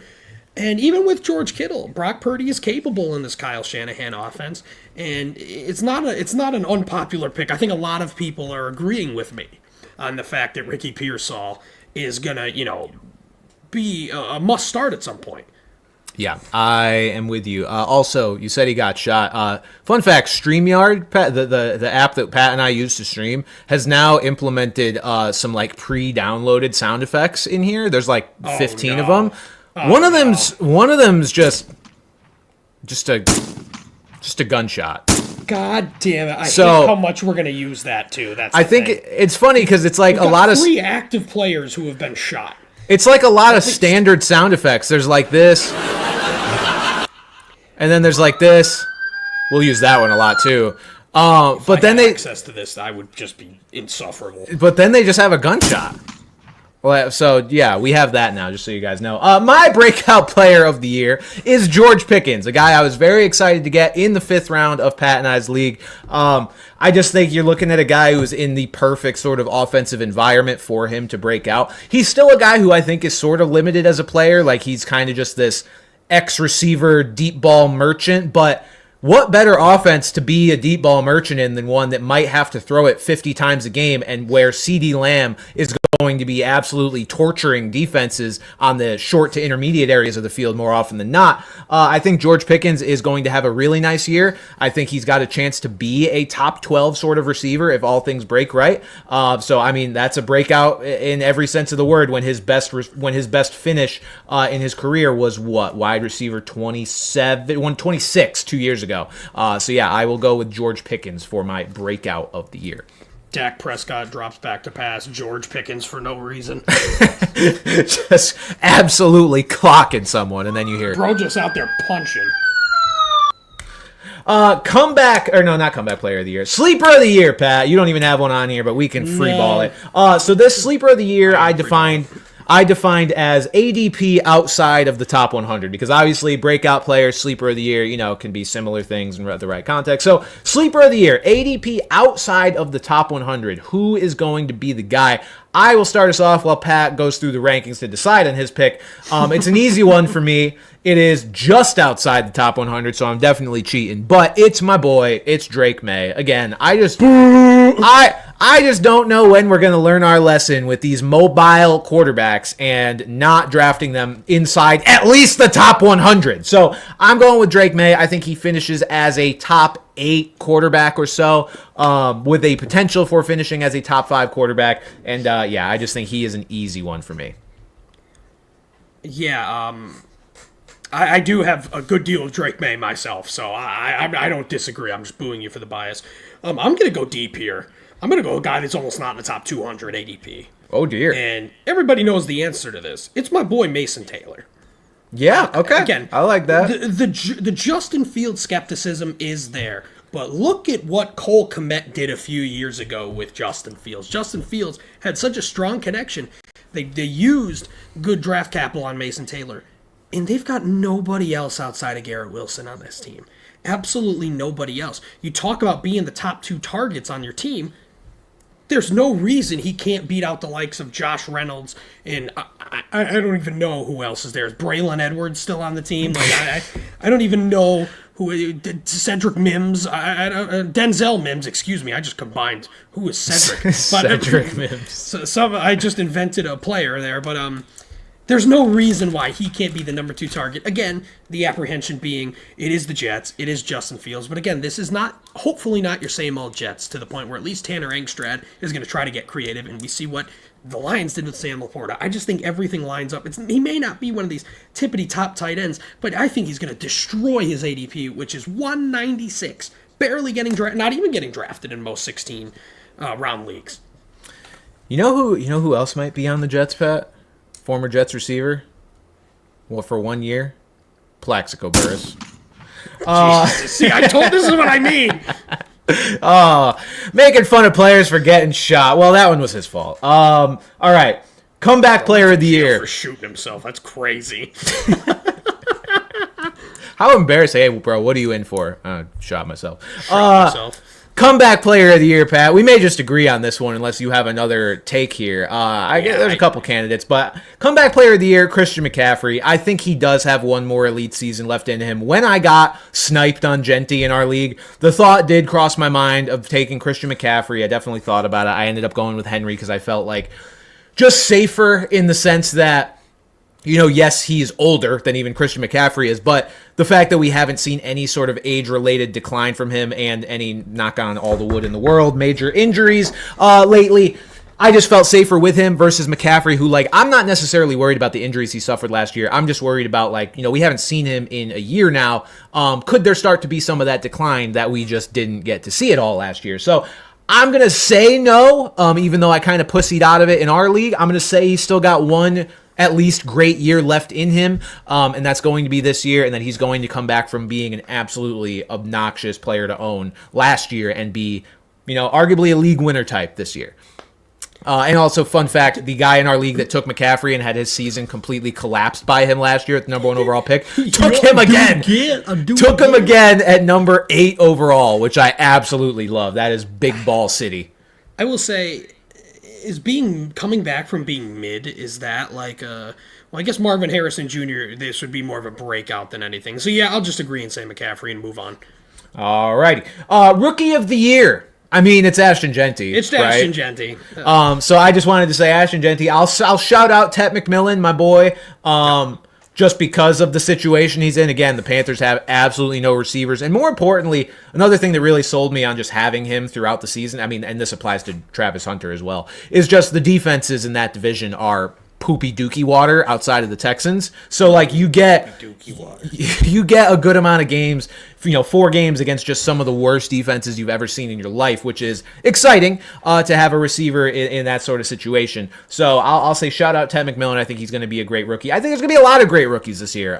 We've talked about that plenty of times as well. Like Tyler Warren, I think is going to be a beast. Going to be a lot of fantasy and the NFL in general are just getting more and more accommodating to rookies, producing earlier and earlier in their careers, and I think that trend is going to continue. So I will say Ashton Genty's going to fucking win it, but Tet McMillan absolutely in the conversation. How about this, Pat? Waiver wire ad of the year. Now, this one is going to be so impossible to predict, but I wanted to throw it out there just to see if one of us could get it right, because most of the time, these are determined by what star player gets hurt. Or just, it's usually that, isn't it? Like last year's, who was the number 1 waiver guy last year? Probably Jordan Mason, and that was because Christian McCaffrey suddenly and unexpectedly went on IR week 1. So this is probably going to be related to a player getting hurt, unfortunately, that we cannot possibly predict, but also might not be. So I just want to throw it out there, see if we can Hail Mary this one into the bucket and see what we come up with. I'm going to cave to the woke liberal preseason mob, Isaac Tesla. Okay. Because again, he's looked so good to the point where they trade Tim Patrick. Again, he is conceivably 4th in that lineup, but if this Detroit offense is still the Detroit offense, we saw Tim Patrick catch a fuck ton of touchdowns towards the end of the year for no good reason. Why can't Isaac Tesla do it? And because I don't really have much of a better answer. Oh god, hold on. I pulled up our podcast. I pulled up our YouTube stream of our podcast, and I heard your voice twice, and I didn't mean to do that. But yes, I like that pick. I am going to go with a guy that I drafted super late in our league to stash, and it is just attached to my hatred of a certain player. I am going with Bears running back Kyle Monangai. I believe he is owned in about 2% of ESPN leagues, something like that. I drafted him in one of my... Oh, shit, excuse me. Pat dropped throwing, my phone face down on the table. Throwing shit over there. Let me confirm. Kyle Monangai is rostered in 1.8% of fantasy leagues. I do believe there is a chance, not necessarily week 1, but in the first, early portion of the season that he ends up getting pretty involved because DeAndre Swift is just kind of stinky booty bun. So I will say, I do wish his name was Monangai. Why? I don't know, it just sounded cooler to me. Yeah, I get that. Honestly, I'm not entirely sure it's Monangai. I'm going off of how I've heard one person pronounce it. So. I just got to cut in for a second. We're 2 rounds into this draft, and I'm 2 for 2 on Pat's pals in a 16-teamer. Nico Collins, and Chase hell Brown. Yeah. Hell Nico yeah. Collins. I'm gonna try to get them all here just for the bit here. Tucker Kraft and Bo Nix, look out. Love it. Okay, yeah, it does appear that it is Monangai. Monangai. Whatever. All right. Kyle Guy. Those are our fantasy football award predictions, Pat. Now, let's get into some division predictions here. Yeah, we'll get life football. Real football is, in fact, a thing, apparently. So, we are going to talk about it and predict it. Also, I'm realizing our donation questions aren't populating all in the same area, and that's super annoying because how am I going to read them at the end of the show? We are getting many of them, though. Thank you all for that. See, I thought we had zero because I thought we had We've zero had a lot tonight because I can't see them, so I'll have to figure that out when we finish the actual recording of the show, and whatever, we'll go from there. Yeah, we're just gonna have to donate again. Sorry. Yeah, sorry. Give us more money. Division predictions, Pat. We'll go one by one, then we'll give our playoff predictions, Super Bowl predictions, all that, and then you can give your award predictions because I'm actually dropping a predictions video tomorrow. Man, I have a YouTube that people watch. I have a almost like that's where this podcast is occurring right now. Yeah, so I'm dropping a video about this, more well curated than our dumbasses just yapping right here. But yeah, I will have my award predictions up there as well as some division stuff. But anybody watching this stream gets a little. Can I try to present my picks like it's a Benchwarmer brand YouTube video? You can try, sure. Okay, I'll try. All right. AFC East division prediction, Pat. Who are you going with? The Buffalo Bills. Pussy. Even with... Pussy. So did you. Pussy. With the Dolphins fading, I don't expect the Dolphins to be very good. Even though I'm more bullish on the Jets than others, I still don't expect them to necessarily be contenders. And you know how I feel about your Patriots. And the Bills, there's no reason under Coach Sean McDermott Bin Laden for them to not own the East still. You big bitch. Yeah, I'm going with the Buffalo Bills as well. Look, I like my Patriots. I think they're going to be good this year, but not ready to take the division crown from the Buffalo Bills, who are only getting better every offseason, it seems like. The AFC North, Pat, I was very intrigued by your selection here because it is not the Baltimore Ravens. So, what are we doing here in the AFC North? The Cleveland Bengals. I've been the fighting Quinshon Judkinses. I've been high on the Bengals this episode, and I'm still gonna be in the future when we talk about more things. Oh god, I lost my train of thought. But yeah, the defense may stink. The defense may stink, but that offense is just gonna be so goddamn good, and I really hope Joe Burrow can stay healthy here. And I picked him to win MVP too. Now I just ruined my whole prediction segment here of the podcast. I just think that not that the Ravens aren't going to be really good. Trust me, we'll talk about our wild cards, but yeah, and honestly, just maybe be a little different here. That's fair. I mean, look, the Bengals, it's like I feel like last season kind of brainwashed people into forgetting that they have been in contention for this division the last several years, despite a defense that looks horrible on paper. There's another team just like that in the NFC, I think, that since they were bad last year, we're all just forgetting about them. Yeah, so I mean, look, it's definitely not out of the question. Like, look, if the Bengals didn't start last year unfathomably bad, which they figured it out from there, if they didn't start it unfathomably bad, they would have been in the mix for the division. So I don't hate that pick at all. I am going to go with the Baltimore Ravens, though. I think they just also have only gotten better over the offseason. So I think they are going to continue winning this division. I do like the Bengals to return to some level of relevance, though. I do have them as one of my wild card teams. Spoiler alert there. But I got the Bengals winning the division. AFC South, Pat, you and I are in alignment here. I just don't think any other team is Texans really... by default. No other team is really ready to compete. Honestly, I think if you had to pick another team, I think the Titans have the best chance to like... See, I would say the Jaguars. I just think that I think the Titans' defense is underrated enough to where they're the only other team I could see being sort of balanced on both sides of the ball. The Jags' defense is horrible. I expect their offense to be much better than the Titans, but I think the Titans have the more balanced attack. That would be refreshing to see the Titans bounce back here. But yeah, the Texans, I do expect them to be the 4 seed, though. You know, Yes. I think they'll be good, but do I think they'll be win the AFC good? No, I do not. Agreed. AFC West, Pat, who you got? Yeah, right, it's Chiefs. You know, you could talk about. I think this is a great division, really, because the Raiders are awesome. The Broncos and the Chargers are two of the most rising teams in the league, and then you've got a team that is literally still kind of in a dynasty, I would guess. You know, they're still making Super Bowls, and they haven't shown signs of not making Super Bowls. So this is a really good division, and I just think we talked about it with all the close finishes last year. Andy Reid and Patrick Mahomes just find a goddamn way to win games. They do, which is why I do also expect them to be in the playoffs, but not as AFC West champions. I am picking the Denver Broncos. I'm sure I will regret this, but I'm picking them to win the AFC West. I just think top to bottom, they are such a well-rounded, well-put-together team. I mean, you've got a top 3 or 2 offensive line. You've got a top 2 or 3 defense. And then you've got enough weapons, I think, to have an offense that is never really out of the game. I mean, we saw this isn't just, Bo Nix, you know, is this dink and dunk quarterback that's, you know, dominating short areas of the field. This is a guy that was chucking last year to Marvin Mims at the end of the year. Like, this is a guy that can really like attack all areas of the field that Sean Payton has done a great job developing. So I just see no real weaknesses on the Broncos roster to where I am just going to ride with that and predict them to win the division, take the crown from the Chiefs for at least one season. Again, sure, I will regret that. This feels like betting on any team to win the AFC East during the entire Patriots tenure. But then again, that division was kind of dog shit the entire time the Patriots were on top. So this division is objectively not dog shit. And then I guess with wild cards here, you and I only differ on one team because I have the Ravens and Broncos, who you have winning their divisions, and you have the Chiefs and the Bengals. The only difference is you have your very biasly New England Patriots. I've gone with the Los Angeles Chargers just because Justin Herbert's another guy. I know you're very high on him as well. Hopefully he can stay healthy another year in this Jim Harbaugh, Greg Roman system. Obviously the health of their defense, it seems year in and year out, it comes into question.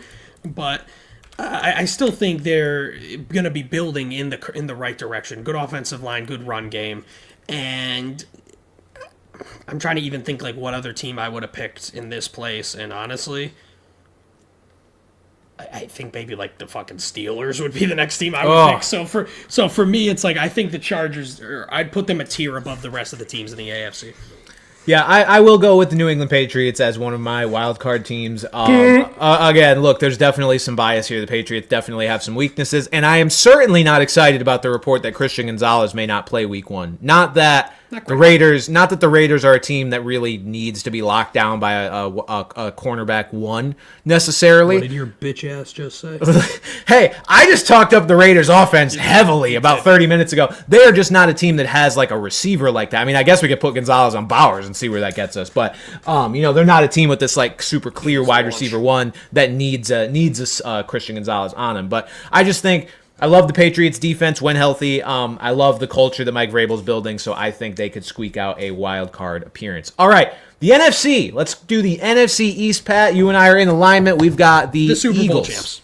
Yes. Yep. No reason not to be.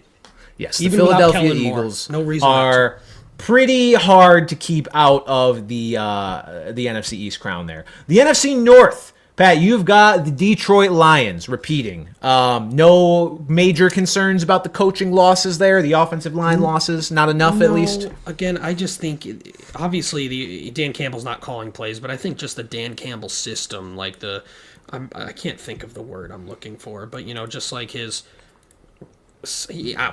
God damn it. I'm getting cooked at 1 hour 18 minute mark here. Just kind of his oh my god, not like His motivation. his chutzpah. His oh His my je ne, God. je ne, je ne sais Just the quoi. way he wants the team to go. The Ground way, and the pound. way Dan Campbell do stuff. You still got Jameer Gibbs, David Montgomery, Amon-Ra St. Brown. Jamison Williams looked really good last year. Sam Laporta is still one of the top tight ends in this league. Yes, the offensive line may not be as good as it was last year, and they don't have Ben Johnson, but they have a disciple, no? Or am I talking out of my ass? Yeah, they have their offensive coordinator is John Morton, who was around at the start of the Lions sort of come up. He went to the Broncos though, and so he's coming now back from the Broncos. Okay, makes sense there. And I mean, see, he did good work with the Broncos, even though that was mainly Sean Payton. But yeah, I just think that philosophy. Oh my God, I couldn't think of the fucking word philosophy. Just talk about the Packers. I'm just muting.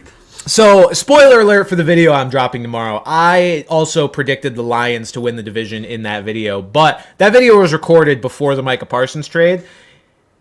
I am going to say the Packers figure out how to win this division now. I went through for that YouTube video and picked every single game of every single week. I mean, quickly, I didn't put a lot of thought into it, but, where I landed was actually with 3 different NFC North teams, all at 11-6, and the Lions, winning the division via tiebreaker. I think now knowing that the Packers have Micah Parsons, I would probably pick a game or two differently and give the Packers the edge. So I'm just going to go with the Packers here. The Micah Parsons trade is the ultimate sort of win-now move. I love it for them. I think they are going to take the division crown here from Detroit. The NFC South, Pat, you didn't even type out your answer here, so I don't know who you're picking. Who's your pick in the NFC South? I'm picking the Tampa Bay Bucks, actually, run it back. over the Falcons. Again, another. Why is it the Souths that are kind of always at the bottom of these? The South's at the bottom of the U.S. That's why. It's true. That does make sense. Geography. But, I think the question will just be, what is it going to be like? Oh, God, I'm forgetting their offensive core. I don't know why I have just fallen off a cliff right now. Josh Grizzard is his name. Josh Grizzard, the Lizard Wizard. He's not our boy Lizard. He's not our boy Liam. Grizzard. He's not our boy Liam Cohen, Duval. You want to play that for us? Oh, fuck. Duval. They Sorry, may that not was have urgent. Liam Cohen, but they will still have the same philosophy. I remembered this time. Sure, Baker will regress. He just can't throw as many touchdowns as he did last year, I think. But it's also, again, the Falcons just never seem to want to put it together. At the end of the year, like same deal last year. Like I think I'm just sort of done believing in them. I think they're going to be a good team, but I think I'm done putting my name behind them here after they just disappointed year in and year out. That's kind of how I feel about the Chargers, because I believe in them every year, and then they don't fucking do anything. You do, actually. Yeah, you're a big Charger. I have. So I have finally jumped off the train this year, as I did not have them as a playoff team, which means they're probably going to win the Super Bowl.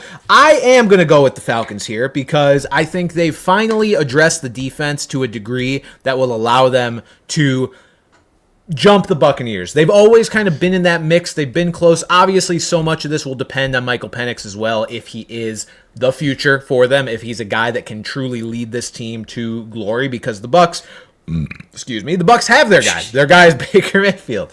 So I am going to go with the Falcons. It does feel like sort of the riskiest pick that I'm making, but I'm going to believe in the moves that they've made, especially on the defensive side of the ball. I am a Michael Penix fan, Michael Penix believer. What's going to hurt the Falcons a lot is the loss of their tackle, Caleb McGarry. He was kind of supposed to be he was one of the rocks of their offensive line. And so to lose him, that is huge. But hopefully they can overcome that here and, still pull out the division. The NFC West, Pat, we once again agree, pretty easy one here. The 49ers, they're the Bengals of the NFC. I think that people just kind of, not wrote them off, obviously, but have just kind of forgotten about how good this team has been the last 5 or so years. They just got absolutely decimated by injuries everywhere possible last year. Offense, defense, everything. A guy fucking ruptured his Achilles running on the field in the Super Bowl the year before. Like, you knew they had bad juju when that happened here. But it's still Kyle Shanahan. They still have great defense. They still have, a Trent Williams-led offensive line there. And I just don't think that any of the other teams are going to meet the mark here.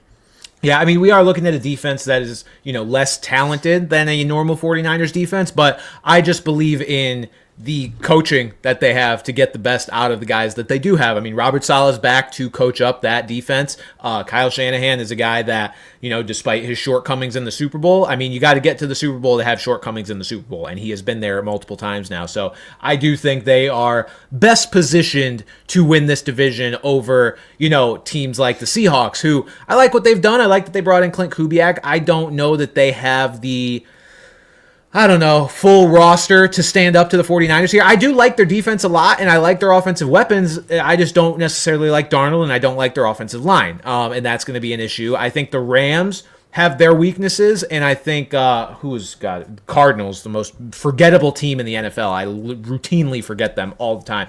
I don't see them winning the division. I think the Niners are the most. For me, it's the Cardinals. Titans, it's always honestly. The Cardinals.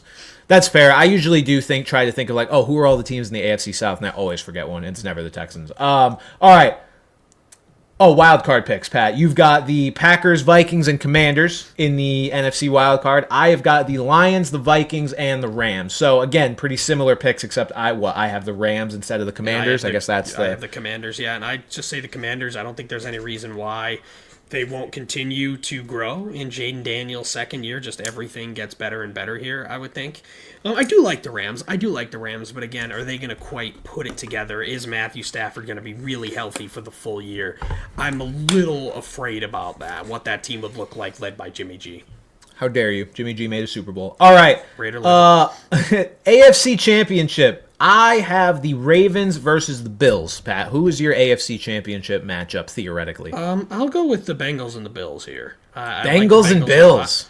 Love it. I like the Bees a lot. And, Josh Allen will be able to sleep easy knowing that he won't be facing Patrick Mahomes in another AFC Championship game, because he will lose that if that is the case, because he will. That's fair. And who do you have representing the AFC in the Super Bowl out of that title game? The Buffalo Bills. And I will go with the Baltimore Ravens going to the Super Bowl. The NFC Championship matchup, I have the Eagles and the 49ers, Pat. What do you got? I have the same thing. Not to be lame, but I do have the same thing. I think we talked about the Eagles. There's no reason to believe they can't get back there. And I think the 49ers are your comeback team of the year. And coming out on top, who you got in the Super Bowl? Give me the 49ers, who will lose, call it the 90s here, I guess, because the 49ers, and I will go with the Bills as the Super Bowl champions. They are guided by the higher power in Al-Qaeda that will help them. I'm so glad he said that, man. Yeah, I know. That is my favorite fucking, that is so insane and so funny. But, oh my God. Yeah. All right, so Bills over 49ers in the Super Bowl. I have the Eagles making it back to the Super Bowl. We've got a bird bowl between the Ravens and the Eagles. I will go with the Baltimore Ravens taking down the Philadelphia Eagles. Lamar Jackson finally shakes the playoff demons and gets himself a ring, which he so gravely deserves, because I think he is maybe the most talented quarterback I've ever watched. Lamar and Josh Allen both absolutely would deserve. One of you fuckers, please win a Super Bowl. I don't care which one of you it is. Or Joe Burrow. Any of you. Please, somebody take one. So yes, those are our playoff division predictions. Pat, do you want to do your award predictions? Because I'm not giving them. You can run through them if you want. I'm just going to run through them real fast here. I love Joe Burrow, MVP. Offensive Player of the Year, I think it's obvious. I've said Jamar Chase for all this stuff. Why not? Micah Parsons, Defensive Player of the Year, because fuck the Cowboys. Love it. Offensive Rookie of the Year, Ashton Genty, the obvious answer. Abdul Carter seems to be the obvious answer for Defensive Player of the Year on a Giants team that is going to... If the Giants are going to do one thing well, they are going to be hell for quarterbacks and offensive linemen there, and Carter's going to be a big part of that. And for Coach of the Year, I'll go Sean Payton. I don't necessarily think there's going to be like a super surprise team that overachieves, which is usually what tends to get the award. So I'll say the Broncos take another step this year, and Sean Payton gets rewarded for that. And I did not think very long about any of these, so... I will say I definitely do agree with some of your picks. Stay tuned for my full YouTube video of exactly which picks I agree with. One thing I do want to mention and throw in there, like you mentioned Abdul Carter and the Giants D-line.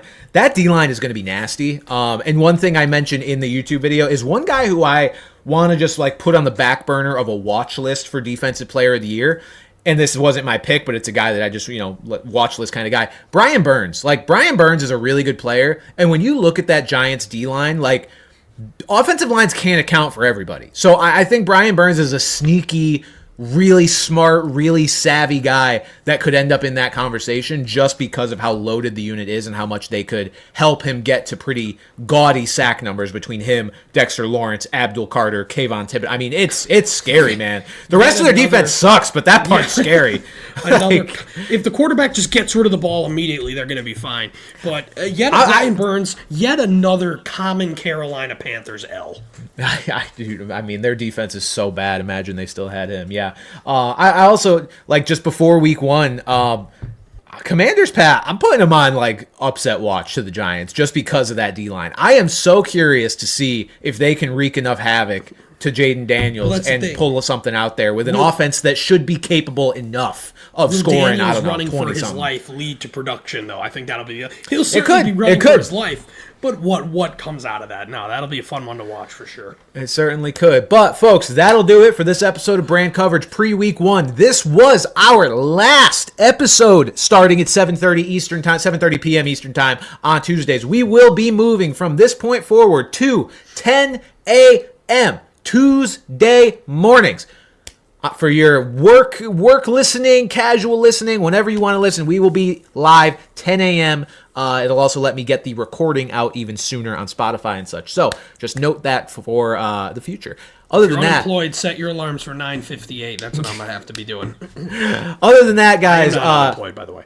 Enjoy week 1. Let's get ready. It's the best time of year, and we will see you guys after the first slate of NFL games. I cannot fucking wait. For Pat Gustafson, I'm Brandon Carney, and we will see you guys next week. Lizard, bye-bye.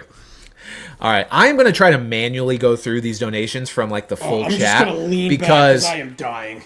That's fair. Because for some reason, normally all the donation messages populate in the same area, but they're not right now. So I'm going to have to manually find all of them. But I know, dude. $2 from Epic Trick Shots. He says, I love the videos, man. Keep it up. Thank you, man. I appreciate you. Thank you.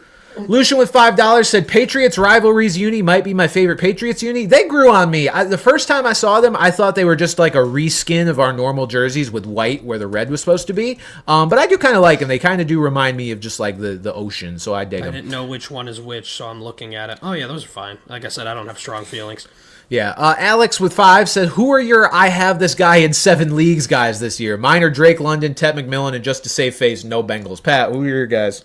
I actually went and looked, and I actually just drafted Kenneth Walker for the 3rd time, and that's the most. Plenty of guys with 2, but I've been pretty spread apart, and Kenneth Walker, I think it's just kind of been like, he's not one of my absolute favorites, but I like him, and getting him as an RB2 in most of these leagues, I am very satisfied with that.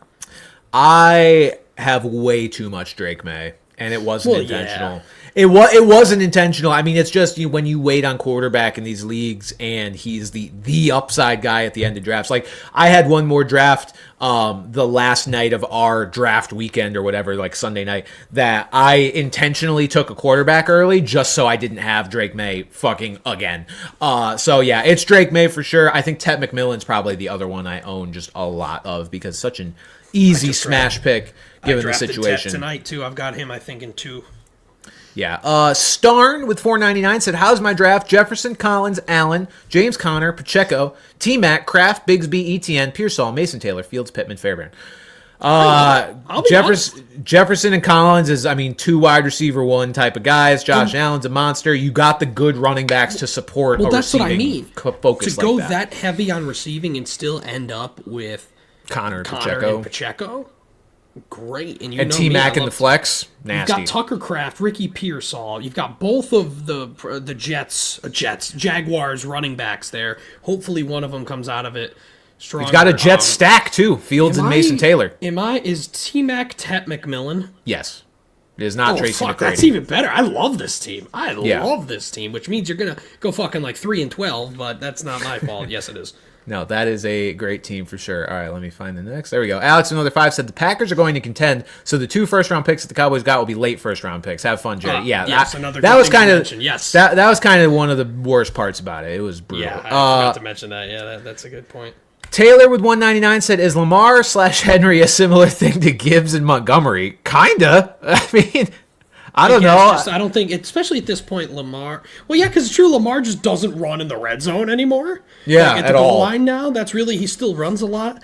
That's just weird. I mean, I guess. But I don't really know what you're asking, but like kinda, yeah. I will say I do think there's a world where Keaton Mitchell carves out a role, and that becomes an actual Gibbs Montgomery sort of thing. Where not that Keaton Mitchell's better than Derrick Henry, but where you've got kind of a thunder and lightning thing going on. Knight the Mite with 5 said, rate my first draft: St. Brown, Genty, love it. Lamar, love it. Kittle, love it. Flowers, Pickens, love it. Eckler, love it. The show. Jets D for week 1. Steelers, love it. I'm starting them in several leagues this week, including ours now. Cam Little as a kicker, yes. Diggs, meh. Debo Samuel, like it. Drake May, daddy. Tyler Algier, Nick Chubb, and Tua. Okay, you have 3 quarterbacks. That's highly unnecessary, especially with Lamar as your starter. But otherwise, good. Yeah. I'm not, like, infatuated the way I was with Starnes, but this is solid. I'm not a big Zay Flowers guy, personally, but everybody else I at least like to a degree. I agree. Yeah, the only startling part is that, I mean, your RB3 on your entire roster is, I mean, I guess it's Nick Chubb, but then it's Tyler Algier. Other than that, it's just you have Genty's your RB1, Eckler's your 2. Yeah, that gets dicey. The backs are dicey, but there are a lot of players I like still on it. Cole with $5 said, I have Ladd, Travis Hunter, DK, and Emeka. Thinking starting Ladd, Hunter, and then Emeka in the flex. I just don't know about DK. What do y'all think? I like the guys you are planning to start, personally. I just like DK from the sense, like, I feel like we know what we're going to get with him. He's going to be the number 1 guy for Aaron Rodgers here. Hunter and Emeka, as much as I like them and think they'll be fine, the certainty isn't quite there the way it is with DK. Who would I not start of the two? I guess Ibuka, I would say I'd start DK over in this situation, but no, I got sniped by Bo Nix. I was going to have all the pals. No. I would start the guys that you Sorry. were saying to start. I don't think there is necessarily certainty with DK. I think there's certainty that he's going to lead the team in targets. I don't know that that means he's going to be a functional fantasy starter every week, especially week 1 against the Jets and Sauce Gardner. That does not sound ideal. I like Travis Hunter. I'm sorry, everybody. I'm in absolute shambles right now. I like Travis Hunter going against the Panthers defense. I like Emeka Egbuka going against the Falcons. And then Ladd, you're obviously starting now instead of Bo Nix, so. That's where I'm at with that. Todd with $2 said, I got Matthew Golden in all 4 leagues. Thoughts? No problem with he's that. He's a guy I never wound up with, but I was looking at him in the mid-rounds as one of the guys left that had the most upside, so I dig it. Yeah, agreed. Tyler with $19.99. Damn, Moneybags. Thank you, bro. Said, I don't want to rain on the Bill parade, but I'm uneasy about that running back room. Eckler's the main passing down back. CRJ is going to mooch goal line touches, plus Debo and Jaden. I was super excited, but now I'm a little scared. Yeah, Pat and I have talked about it. I mean, we are not... I at least like Bill in theory, but like the ADP got out of control, and I do think that is going to be likely a very committee sort of backfield, and it's not going to be fun. Pretty much echoed a lot of things that I've said here. I agree a lot, Tyler, and thank you for the very generous donation. Yes, absolutely. I'm bored. Paying us to spit facts. I'm bored with another generous donation of $10. Said 4th pick in a 12-man. Daniels. All right, I'm going to do this. I'm going to say this in a way that it makes me process it better, which is just like a lineup down. So Jaden Daniels, QB. Okay, yeah. Jahmyr Gibbs, Travion Henderson are the running backs, starting running backs. Then you got Brian Thomas Jr., Cortland Sutton, Emeka Egbuka. Good.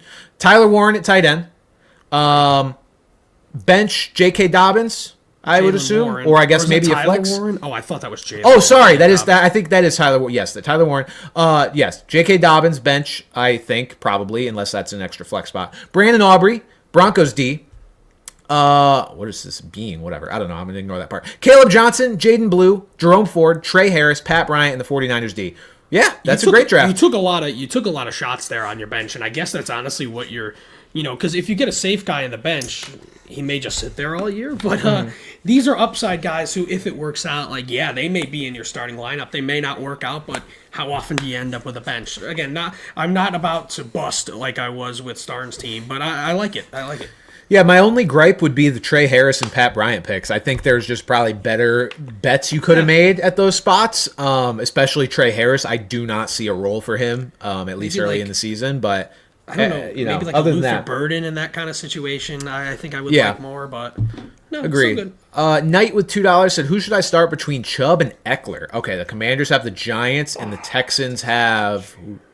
Who do the Texans have week 1? I just had the schedule up. Texans have the Rams week 1. I would start Austin Eckler. I would too. The Rams' interior D is actually really good. Chubb has very little juice. Jared Goff, yeah. Chubb, you are hoping for touchdowns. Eckler, I think you can hope for actual production, and he might score a touchdown. So I'm going to go with Eckler. See, that's the thing here is that we don't know how involved Dameon Pierce is going to be here. And I think it may be more than we think. I think the fact that he was injured and it kind of delayed his start to camp kind of made us forget about it and think like, oh, Nick Chubb is the clear guy there, and that's what we talked about until Pierce comes back. So I'm a little worried about it. I think Eckler's role is just going to be a little more in stone, and I think it's a better opportunity here. Agree. Goat with $20 said, did a startup dynasty yesterday. Got Bijan, Hampton, Harvey, Krosky, Merritt, and Igbuka. The starting lineup in this league is 7 flexes and no set positions. Drafted more players, but really wanted the rookies and Bijan. How'd I do? I mean, bro, a dynasty startup with those For motherfuckers? dynasty, that's fantastic. That's incredible. Even if Bill turns out to be a pumpkin, you've still got Hampton, Harvey, and Igbuka, who should be good for years, and Bijan, who is going number 2 overall in most of these drafts. So, yeah. That's a good foundation on a dynasty. That is insanely good. Goat with another 5 said, also, I listen at work, so I won't see this till tomorrow, so I have a good wait. Can't wait to listen. This is a great time to plug. He'll be able to listen to us at work. Live Live and direct, 10 a.m. Eastern Time, directly Tuesdays. to you, Goat. We're going to be watching Directly to you. We can smell you at your desk. You smell like right. shrimp. Lucian with 5. And that's enough for this tonight's episode. Thanks for tuning in to Brand. Okay. Lucian with 5 said, favorite rookie probably sitting on the bench this Sunday. Bashal Tutin will be starting and acquiring 30 touches on Sunday. I don't really hope that happens. I drafted Tank Bigsby in our league, so I kind of don't want that. But Bashal Tutin. My answer is Bill Krosky Merritt. Duval. All right, let's keep rolling here. I don't even know how many more we have, Pat. I have no idea. We are flying blind. All right, scroll. We're getting more, too, at the moment. I know. Lucian with another 2 you all, said, by the way. it's going to be May. Benchwarmer. Yes, it's always going to be May, baby. It's May. The Mayflower is setting sail. Alex with 2 said, biggest rookie disappointment of the year. Oh, Marion Hampton. I kind of touched on it earlier. I'll say Marion Hampton. I think I might say RJ Harvey. I like that, too. Just from the perspective that I think the Broncos taking him in the second kind of... It was a surprise for a reason, I guess, and obviously scouts are far from right all the time, of course, but I think we're going to see a little bit more J.K. Dobbins to the point where his ADP may not be quite worth it. Fair enough. William with $2. Bran had that kind of vocal range. Y'all don't know what I've got in my bag. You guys have no idea. Pat be singing. My mom's a singer. I think that's why I have some like low-key like genetic predisposition to sing. I just don't fucking do it because I don't wanna. But I think I could. Not as well as you, but I think I could. William with $2 said, any concerns about Micah's back or is it smoke? I mean, the Packers knew about it and traded for him and gave him $47 million a year. So I'm going to say it's not really a concern. This wasn't like the Cowboys like hid the medical records from the Packers before they traded him. So I think it's fine. Who did that? Like, I think it might have been in baseball where like they didn't disclose. I think it might have been like fucking Dan Straley or something, a random ass pitcher, where they just did not disclose the injury and they gave him back. All I know about Dan Straley is the 1 year I worked on Korean baseball during COVID. He was like the best pitcher in the KBO. KBO legend. KBO. I remember that. Not Tyler with 199 said, is Cam Ward a good waiver wire pickup? He could be. I would wait. I think there's other quarterbacks I'd rather dart throw for now. Omega with 499 said, Brand knows ball. The Ravens only got better, especially in the secondary, regardless if Jair goes down. Forgot that. Honestly, I like knew in the back of my head the Ravens got better on D. I didn't research and remind myself of the names. Now I remember Jair Alexander. That's nice. Even if they go down. They are built in the trenches, and Hamilton got money. Yeah, the Ravens are going to be big nasty. Lily with 499 said, sad I missed last week. Did y'all review the teams from our fantasy league? Would be interesting to see whose team gets the most positive feedback. No, it would take a little too long, I think, to review all the teams on the show. So no, we did not do that. But we will certainly evaluate after week 1 how things went. Coming after. this week. Is it Ren? I don't remember. I don't know. We're going to suck. We're going to be really bad. I thought you were going to say a lot of things there. I'm like, be careful. We're going to suck real bad. Lucian with 5 said, which week 1 matchup do you think is most important for your fantasy teams? We're playing Puka Glazer week 1. We're coming after you, Puka Glazer. Which week 1 matchup is most important for your fantasy teams? Panthers, Jags. Easily, because I have Tet McMillan, Brian Thomas Jr., and Tank Bigsby. I'm not starting Tank, but I have him on my bench, so that's the game. I think I'll just say like the 49ers, 49ers, and come on, Patrick, you fat fuck. Seahawks. Mainly because I think I'm starting Purdy and Kittle. So, yeah, I guess. Fair. Cyclops with 499 stuff. Currently got DK, Rome, and Diggs for my starting for my wide receivers. Oh, dear. Got Thielen, Christian Kirk, and Luther Burden on my bench. Is that my best start, probably? Yes. Yes, it is. I would start... I was going to say Kirk over Diggs. I just don't know. Yeah, I just don't quite know what that Patriot. I'm sorry. These are not. No, they're bad. I mean, I hope you're loaded everywhere else. Man. You probably are. The vibes around Diggs are bad, dude. Like they've been weird, and then they asked Mike Vrabel about him again, and he goes, "Yeah, as of today, he'll be out there." What the fuck does that mean? Like, how are you prefacing this with "as of today"? Like, is this something that could change tomorrow? Like, I don't know. That's not a guy I want to rely on for fantasy. Christian Kirk, by all accounts, is the number 2 receiver on the Texans. The Rams are not strong in the secondary. I think he would be the guy I start over Diggs for sure. Other than that, I would start DK and Rome given the options that you have personally. Cameron with 1999, thank you, man, said thank you, Mayfield or Goff week 1, and how you guys feel about the rivalry uniforms. I like the rivalry uniforms. I think they're a fun little mix-in. And Mayfield or Goff week 1. So Mayfield has the Falcons, Goff, think brain, Lions. Lions have the the Bears? No. Yes, the Bears? Packers? They have somebody. I think it's division. I think it's a divisional matchup. I'm looking. Packers at Green Bay. I like Mayfield anyway, just because I think no Jair Alexander for the Packers, but yeah, I just think that he would be more likely to be slanging it than Jared Goff. Yeah, especially against the Falcons. Yeah, I think generally speaking, Baker's always been a better fantasy guy than Jared Goff. So yeah, I would go Baker as well. Tyler with another $9.99. Thank you, man. Said, Brand, I remember last week you don't particularly love Evan Engram, whereas I've seen nothing but love from him from almost everybody else. How come? I got him in the 7th round in my main league. I have seen, so I mean, that's just, I guess, the guys you've been watching and reading. I have seen some negativity around Engram. Not in the sense that like he's going to be excommunicated from the offense, but it's just Evan Engram is going to be a guy that like gets a good amount of targets, gets the receptions, but like isn't going to be a touchdown monster. He's not really a tackle breaker. He's just kind of a you know what you're getting kind of guy. And for me, I like shooting a little higher for my tight ends. Like, and I'm saying this as a guy that drafted Laporta, and Laporta doesn't really have a super clear path to being a top 5 guy. But to me, Laporta is like a locked in tight end 6 kind of caliber guy. Evan Engram's a guy that I don't see any sort of path for him being like great in fantasy. Yeah. And I would just rather wait. He's going ahead of guys like Tyler Warren, Colston Loveland, like Tucker Kraft. I would rather those guys. I feel like they are higher upside guys. Evan Engram, I just don't think Evan Engram's that great of a player, I guess is what it comes down to. So I'd rather shoot elsewhere. My name's not Brand, but I agree with the sentiment.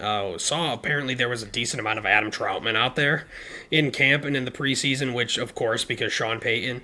And you've got Cortland Sutton, who's the clear number 1. Like, could Evan Engram, in theory, be the number 2? Sure. But we also saw Marvin Mims emerge last year, second year for Troy Franklin. They drafted Pat Bryant with a reasonable amount of draft capital. They could run the ball a lot. Like, there may not be a lot of obvious targets there, but I think it's just going to be enough to not let Engram emerge to the point where he's worth this ADP. Agreed. All right, we only got a couple left here. DQ Frenzy with $4.99. So just got on. Don't know if you mentioned, but do you think Belichick will succeed at UNC at some point despite the ass whooping? Succeed equals playoff team. I could see it. I mean, look, it takes more than a year to rebuild a college program. Like, I'm not really going to judge him until like year 3. And I'm certainly not going to judge him after game 1. Like, was that a beatdown? Yeah. TCU was in the Natty 2 years ago. Like, it's fine. It's really fine. Yeah, the thing is, I think with the new playoff, yes, like 4-team, I would have straight up said no.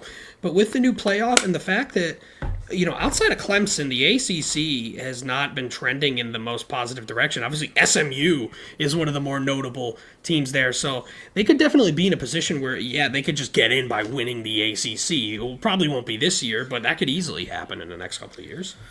Yeah. All right. Lily with $4.99. They're still coming. Yeah. Lily with $4.99 said, "Sorry for another dono, but curious. But don't.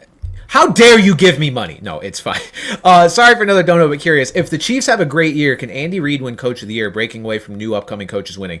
I think it'd be really hard. The only way I could see Andy Reid winning Coach of the Year, I genuinely think the Chiefs might have to go 17-0 or 16-1. Yeah. There's no way for him as an established coach of a multi-time Super Bowl champion to beat out a new exciting coach that leads his team to the playoffs at 12-5 or 11-6. It's just if if the Chiefs just do their normal 13-4 sort of thing, he'd have to really go above and beyond. It's just how narratives go.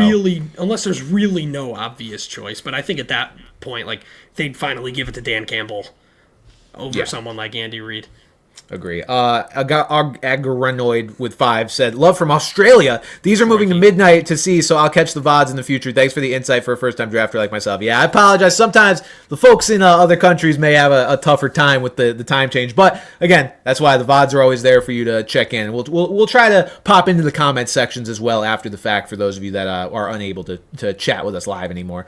And LM Glazer with $4.99 said, "Should I start Pollard, Pearsall, or Igbuka in my flex? Or with the concern of Najee coming back, should I start Pollard and bench Hampton?" No, I would still start Hampton. In your flex, Pollard, Pearsall, Igbuka, I'd go Pollard. I think Pollard's going to be really good for the first few weeks. Even if Spears plays, Pollard's another guy that I have in multiple leagues here. I just think getting that kind of, guaranteed volume is too good to pass up for me. Yeah, I would agree. All right, folks, we are not going to read any general donation question because we just went on the donation questions forever. Thank you guys so much for the support. It's just late here, and we got to go to bed, and I'm so fucking tired. But we will answer any donation questions or regular questions or some of them that you have next week when we return. Again, 10 a.m. 10 a.m. But again, guys, enjoy week 1 football. Back, baby, bear, show to it. All right, catch you later, guys. Great show.